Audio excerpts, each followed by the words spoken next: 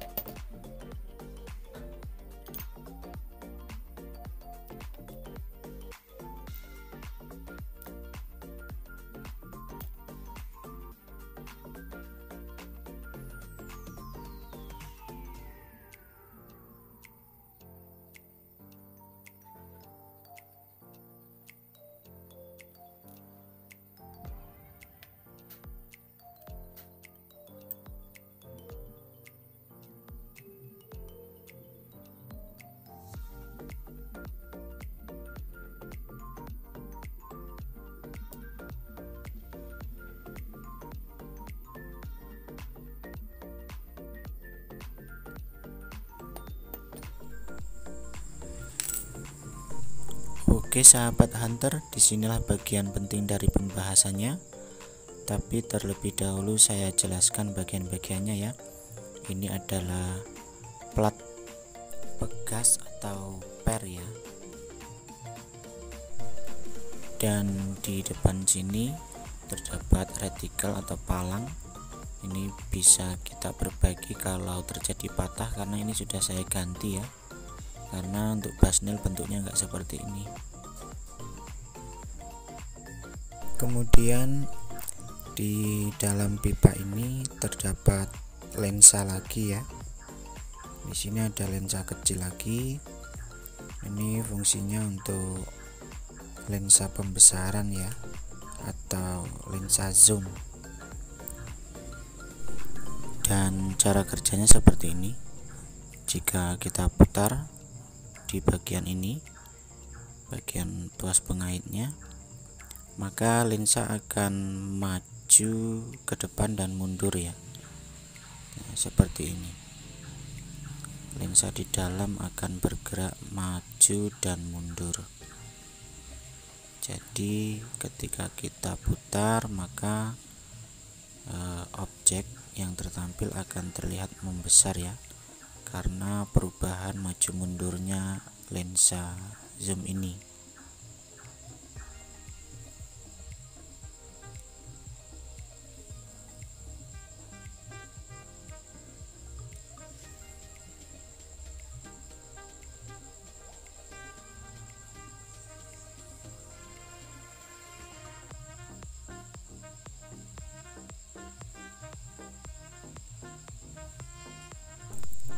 Dan di sini akan saya pegang di bagian logam warna putih ini ya.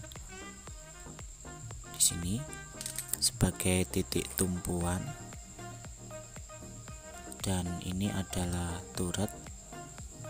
Cara kerjanya akan saya jelaskan. Turret ini ada di bawah posisinya. Ini untuk menggerakkan pipa ini, yang bagian depan pada retikel ini bergerak ke kiri dan ke kanan. Jika kita putar seperti ini, maka bagian pipa yang sebelah depan ini pada palang ini akan terlihat bergerak ke kiri dan ke kanan jika diputar ya. Karena turret ini adalah baut ya, jadi kalau bautnya kita putar, otomatis baut turret ini akan mendorong pipa yang bersentuhan dengan baut turret. Dan untuk turret bagian atas juga sama, fungsinya untuk menekan ujung pipa bagian atas ini, menekan ke bawah ya, seperti ini, agar palang terlihat bergerak naik ataupun bergerak turun ya. Jadi seperti ini. Jika turretnya kita putar, maka turret akan mendorong pipa ini ke bawah sehingga palangnya ini terlihat naik ke atas, dan hasil perkenaan akan terlihat ke bawah karena palangnya naik ke atas. Jika kita sejajarkan di luar seperti ini ya hasilnya. Jadi ini titik tumpuannya, ini terbaut di bagian sini seperti itu, dan ini untuk zoomnya di sini. Jadi zoomnya ini terhubung dengan baut ini ya, terhubung dengan baut pin ini. Jadi ini terpasang di sini untuk memutar zoom.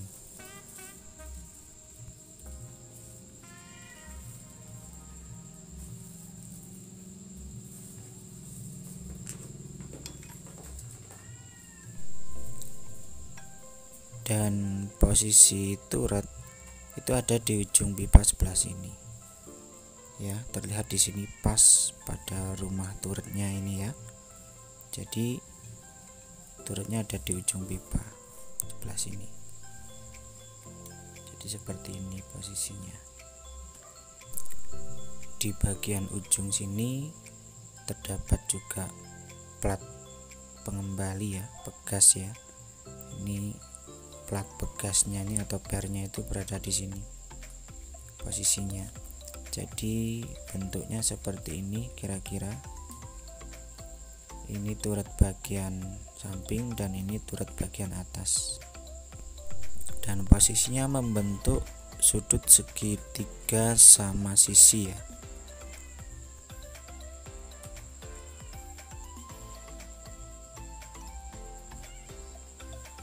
Seperti ini bentuknya, membentuk sudut segitiga sama sisi ya, seperti ini.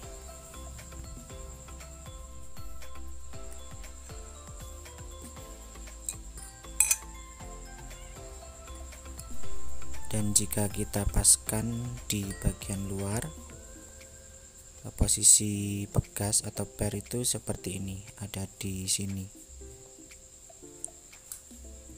seperti ini.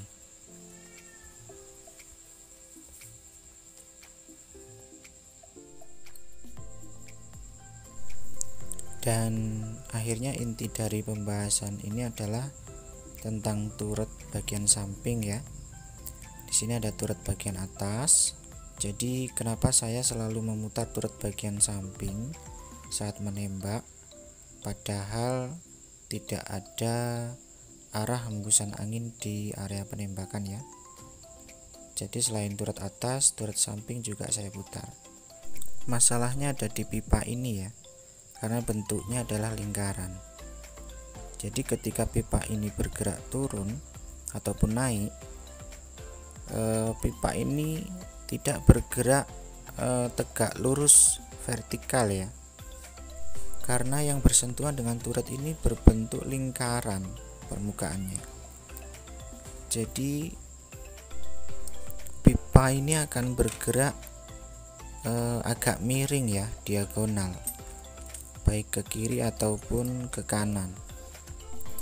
Berbeda halnya jika permukaan pipa ini rata atau datar ya, seperti ini. Seandainya permukaan pipa ini datar ya, persegi 4 seperti ini, saya contohkan ini menggunakan penjepit. Jadi seandainya pipa ini diberi permukaan yang datar seperti ini, otomatis ketika bergerak bersentuhan dengan turret, pipa ini akan bergerak lurus vertikal ya. Naik atau turunnya ini tetap lurus vertikal, karena permukaannya juga vertikal, tidak lingkaran. Namun kenyataan yang terjadi pada turret ini dan pipa ini, karena lingkaran jadi dia tidak bisa vertikal, jadi bergeraknya diagonal menyamping seperti ini, atau ke atas juga sama, disebabkan pengaruh permukaan lingkaran ini, ditambah lagi posisi pegas yang dari samping sebelah sini, itu menyebabkan pipa ini berpotensi bergerak menyamping ya, seperti ini, tidak tegak lurus pergerakannya.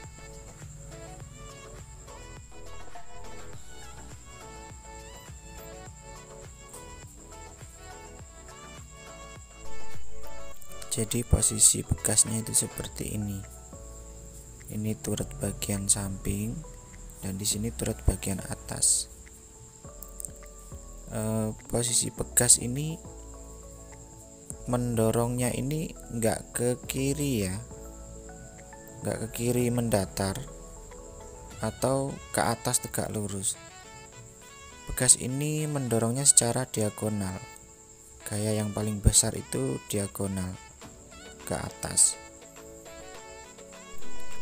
Dan permukaan pipa yang bersinggungan dengan bekas juga sama, mengalami gerakan yang tidak lurus vertikal. Jadi seperti itu. Apabila turret ini kita putar atau kita dorong, jadi pergerakan palang ini sebenarnya tidak mendatar sempurna ataupun vertikal secara sempurna, sedikit bergerak diagonal. Dan kesimpulannya adalah jika pipa ini terdorong oleh turut bagian atas naik ataupun turun ya, maka turut bagian samping ini juga harus kita putar. Jika pipa ini berada di bawah, maka bagian atas harus didorong. Jika pipa berada di atas, maka bagian bawah harus didorong oleh turut. Jika di tengah-tengah, maka tidak perlu didorong. Jadi itulah alasan mengapa turut bagian samping harus tetap diputar. Ketika turut bagian atas kita putar jauh ya, mendorong pipa turun ke bawah, agar pergerakannya itu tetap terjaga lurus vertikal. Karena kalau tidak diputar, otomatis perkenaan mimis akan terlihat bergeser ke kiri atau ke kanan. Itu efek dari pergerakan pipa yang tidak tegak lurus ketika ke atas ataupun ke bawah, sehingga perkenaan mimis akan terlihat bergeser ke kiri ataupun ke kanan. Padahal di area penembakan tidak terjadi hembusan angin yang menyebabkan mimis bergerak ke kiri ataupun ke kanan.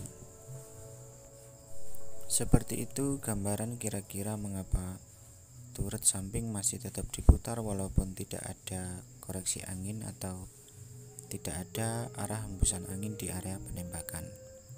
Semoga bermanfaat.